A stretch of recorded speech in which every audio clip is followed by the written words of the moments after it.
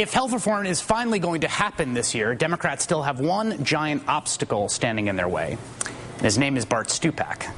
Democratic Congressman Bart Stupak of Michigan has threatened for the last week to pretty much anyone who will listen to bring down the health reform bill if the anti-abortion language he prefers is not in it. And Bart Stupak says he's not just speaking for Bart Stupak. He is speaking for the Stupak dozen.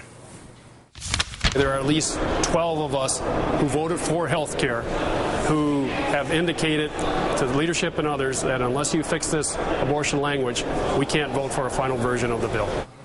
As Democrats in the House scramble to find every last vote they can to pass health reform, a 12-vote bloc committed to voting no just might be the single biggest obstacle they face.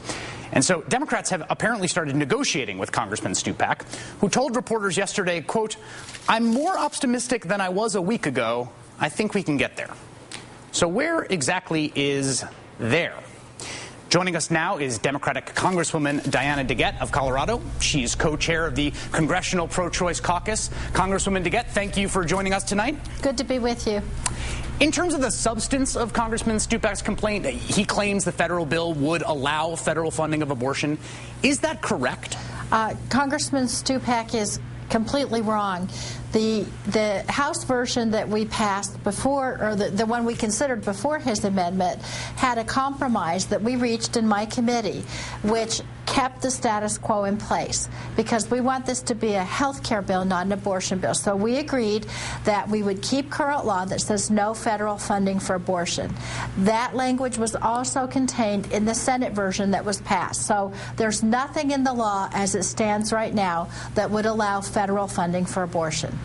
Congressman Stupak appears to be negotiating at some level behind the scenes here.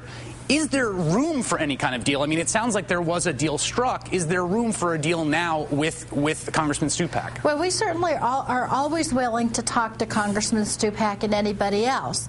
But the Pro-Choice Caucus, which has 190 members, has really said we are not going to agree to final legislation that restricts a woman's right to choose beyond current law.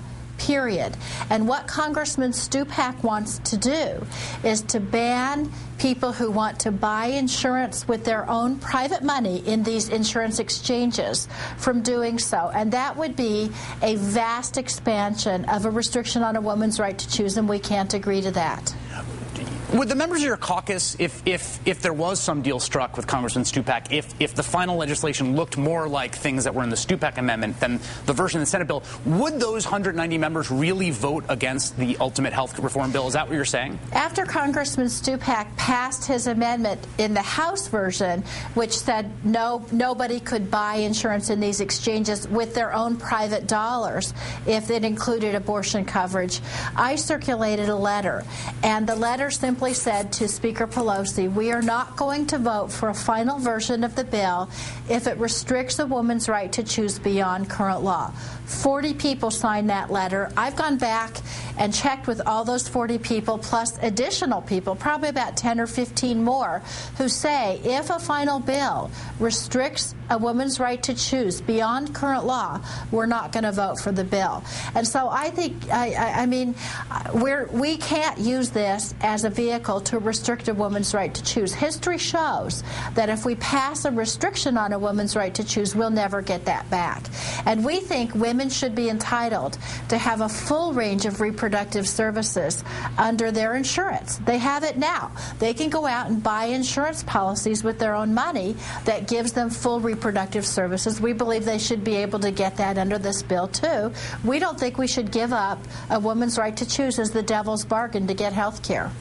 Democratic Congresswoman Diana DeGette of Colorado, co-chair of the Congressional Pro-Choice Caucus. Thank you for your time tonight. Good to be with you. Thank you.